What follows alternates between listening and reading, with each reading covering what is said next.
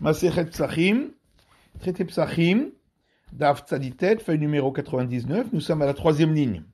Shnaim Shenit Arevu Piskehem Vechule, la Mishnah a parlé de deux personnes qui avaient chacun désigné un animal pour son sacrifice pascal, et les animaux se sont mélangés. Alors disait la Mishnah qu'ils doivent choisir chacun une personne de l'extérieur pour s'adjoindre avec eux, et ensuite chacun va chez la personne que l'autre a choisie en lui disant: si l'animal que j'ai c'est mon sacrifice pascal, alors toi tu viens t'adjoindre à moi et tu te désistes du tien. Et si c'est le tien, alors c'est moi qui viens me désister. Ainsi, l'agneau aura toujours une personne comme propriétaire, mais ce ne sera pas forcément celle du départ.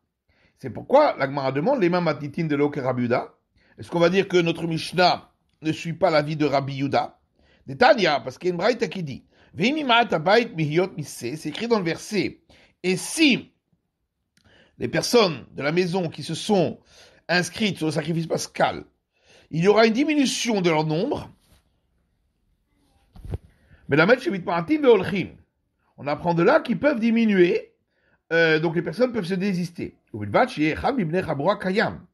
il faut qu'il y ait toujours une personne, donc du groupe de départ, qui soit présente, puisque le verset ne parle que de diminuer, mais il faut qu'il y en ait toujours. Divers Rabbi Yehuda, ça c'est l'avis de Rabbi Yehuda. Rabbi Yossé Omer, Rabbi Yossé lui dit, l'essentiel, c'est que l'animal destiné au sacrifice pascal ne reste pas sans propriétaire, mais pas forcément que ce soit une personne du groupe de départ. Amar Rabbi Yochanan, afilu tema Rabbi Yehuda. Alors Rabbi Yochanan dit non, on peut même dire que notre Mishnah suit l'avis de Rabbi Yehuda. Car étant donné que Rabbi Yehuda a dit qu'on ne peut pas faire l'abattage rituel du sacrifice pascal lorsqu'il n'y a qu'un seul propriétaire, mais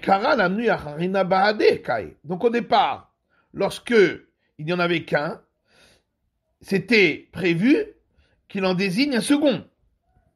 Et donc le second qu'il a désigné est considéré comme si c'était une personne du départ, du groupe de départ. Amar Ravashi matnitin nami daika. Ravashi dit, de notre Mishnah également, il y a une preuve que on suit l'avis de Rabbi Yehuda. De Katani, parce que la Mishnah avait dit, juste avant, Vechen chamesh raburot shel chamisha. De même s'il y avait 5 groupes composés chacun de 5 personnes, shel chamishain. Donc c'est seulement si chacun est composé de 5 personnes que ça marche. Aval shel chamisha ve arbara. Mais si certains étaient composés de 5 et d'autres composés de 4 personnes, là ça ne marcherait pas parce que, comme on a expliqué, il faut que chacun du groupe aille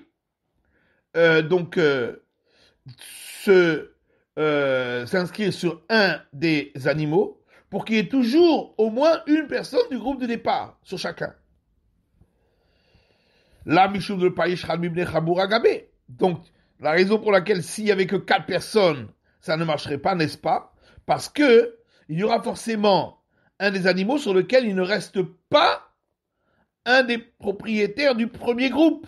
Shma Amina, donc on a une preuve d'ici que notre Mishnah suit bien l'avis de Rabbi Yehuda. On est au pérec suivant. Matitin, Mishnah. Erev Zachim, Samour le Mincha, Lo Yuchal Adam Ad Shetershach. La veille de Pâques, à l'approche de l'heure de la prière de l'après-midi, un homme ne pourra plus manger jusqu'à ce qu'il fasse nuit, afin de manger le repas du soir et surtout la matzah, le pain azim, quand il a envie de manger, avec envie. Même un pauvre d'Israël ne mangera pas le repas du soir tant qu'il n'est pas accoudé, comme les personnes riches, pour montrer la liberté.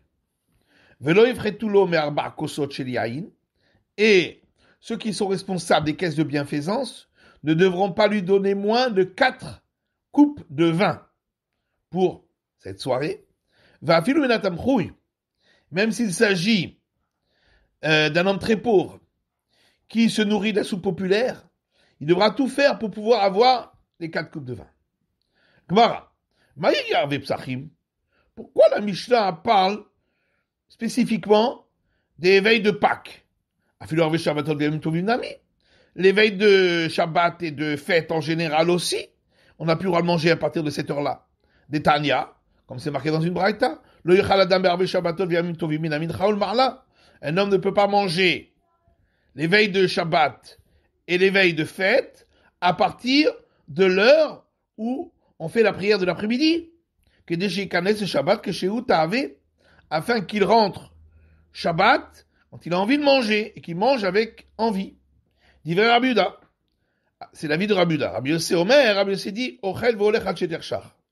Il peut continuer à manger jusqu'à la nuit. Amar Ravuna lo tzricha. Et là, les Rabbi Yossé. Alors Ravuna répond effectivement, notre Mishnah, son enseignement, on n'en a besoin que pour Rabbi Yossé, Dama Ochel ve'olech ad sheter shach, qui lui dit que on peut continuer à manger jusqu'à la nuit. Donc ça, c'est uniquement veille de Shabbat et veille de fête. Aval be'erev Pesach.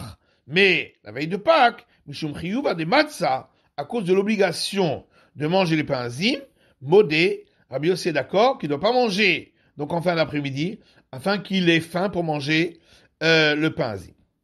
Rapapa Amar, Rapapa donne une autre réponse. Aflutema Rabbi Yehuda. On peut même dire que notre Mishnah suit l'avis de Rabbi Yehuda.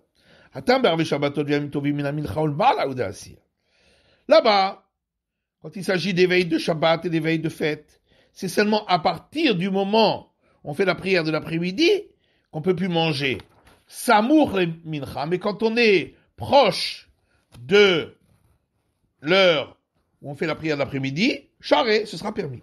Aval be'erev Pesach, mais veille de Pâques, afilou samour le mincha nami asur. On voit dans notre Mishnah que même quand on est proche de l'heure de la prière d'après-midi, donc dans la demi-heure qui précède, on peut déjà plus manger. Au Be'erev Shabbat, Samour le Mincha Charé.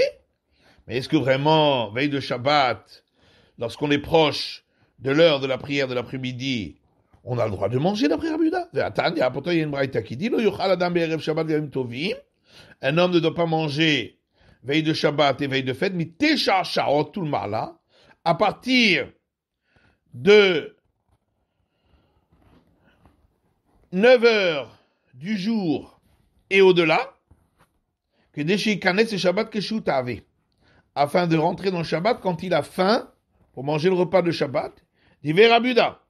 C'est l'avis de Rabbi Yehuda. Or, quand on rentre dans la 10e heure, on est donc une demi-heure avant l'heure où on dit l'office de l'après-midi, qui doit être dit a priori à partir de 9h30 de la journée. Donc c'est bien une demi-heure avant qu'on mange plus. Rabbi Yossé Omer Ochel ve'olech ad sheter shach. Et la Braïta rapporte l'avis de Rabbi Yossé qui lui dit qu'il peut continuer à manger jusqu'à la nuit.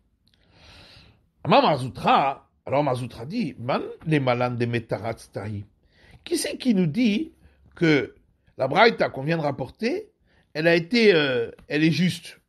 Dit non mais shabesh tahi. Peut-être que elle est mal écrite et que c'est seulement à partir de 9h30 du jour qu'on ne peut pas manger veille de Shabbat et veille de fête. Amar le Merimar veitema Rav Yimar. Alors Merimar et certains disent Rav Yimar lui a dit Anaïkla et le pirkei de Rav Pinchas bere de Rav Ami. Moi j'étais au cours de Rav Pinchas fils de Rav Ami. Mais quand Tana vetani kame et une personne a rapporté cette braïta devant lui de la manière comment nous l'avons rapporté, Vekibla mine, et il a accepté. Il y a Rikashia. Et donc c'est effectivement une question. Et la Machavarta qui est Ravuna.